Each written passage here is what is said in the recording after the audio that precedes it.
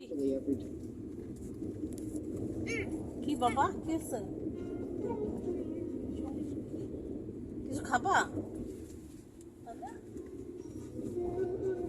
বলো আমাকে।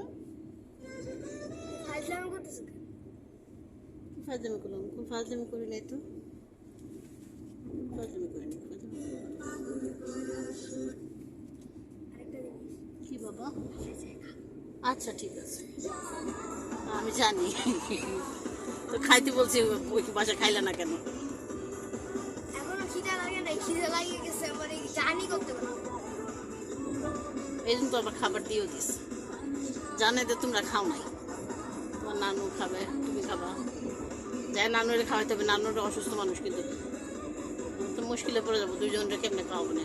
তুমি আগে খাওয়া না রে। তুমিও তো খাই না খাই বসে আসো।